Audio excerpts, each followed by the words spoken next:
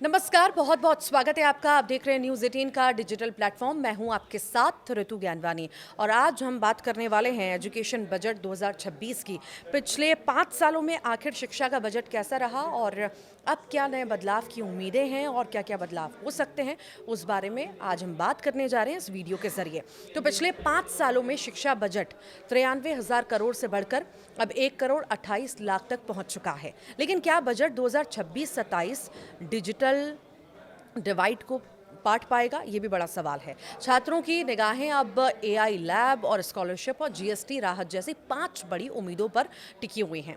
शिक्षा किसी भी राष्ट्र के विकास का सबसे सशक्त माध्यम है और पिछले 5 सालों के आंकड़ों पर अगर नजर डालें तो शिक्षा बजट में धीमी लेकिन स्टेबल ग्रोथ दिखाई देती है। 2021 के कोविड संकट से लेकर 2025 तक शिक्षा बजट 93,000 करोड़ से बढ़कर अब 1,28,00,000 करोड़ रुपए के पार पहुंच चुका है।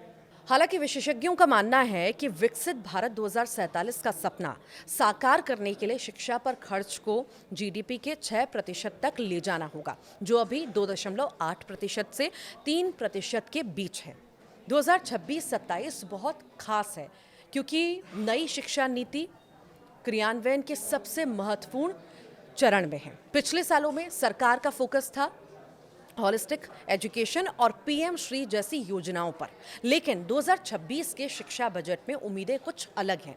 अब छात्र और संस्थान केवल ईंट पत्थर की इमारतों के लिए नहीं, बल्कि एआई लैब, ग्लोबल रैंकिंग में सुधार और रिसर्च के लिए ज्यादा फंड की मांग कर रहे हैं।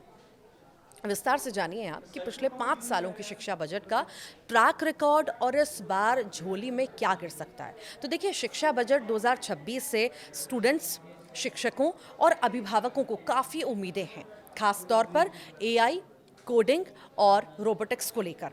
डिजिटल लर्निंग पर जीएसटी में राहत। वर्तमान में कई डिजिटल लर्निंग प्रोग्राम्स पर 18% जीएसटी लगता है। विशेषज्ञों की मांग है कि इसे घटाकर अब 5% किया जाए, जिससे ऑनलाइन शिक्षा गरीब छात्रों के लिए भी सुलभ हो सके। तो एआई और फ्यूचर स्किल्स की भी अगर हम बात करें तो 2026 आर्टिफिशियल इंटेलिजेंस का साल है। इसीलिए स्कूलों और कॉलेजों में एआई लैब और रोबोटिक्स के लिए अलग से भारी फंड की भी उम्मीद की जा रही है।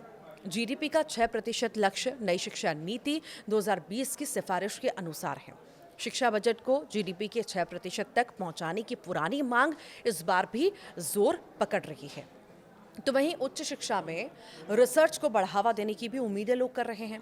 भारतीय विश्वविद्यालयों को ग्लोबल रैंकिंग में लाने के लिए रिसर्च ग्रांट्स और अनुसंधान नेशनल रिसर्च फाउंडेशन यानी एएनआरएफ को ज़्यादा आवंटन मिलने की भी उम्मीद है। तो वहीं साथ ही साथ स्कॉलरशिप और ड्रॉप आउट के लिए भी कई सारी उम्मीदें यहाँ पर उनकी जग रही हैं। बढ़ती महंगाई को देखते हुए उच्च शिक्षा के लिए स्कॉलरशिप की राशि बढ़ाने और ड्रॉप आउट के रेट कम करने के लिए जो है विशेष योजनाओं पर ध्यान दिया जा सकता है। तो ये बड़े बदलाव जो है हमें देखने को मिल सकते हैं और उम्मीदें भी इसी के इर्द गिर्द घूम रही हैं। हालांकि देखना होगा कल क्या कुछ सामने आता है, कितने बदलाव आते हैं और ये बजट उम्मीदों पर, आपकी उम्मीदों पर खरा उतरता है। आप क्या सोचते हैं, ज़रूर बताइएगा।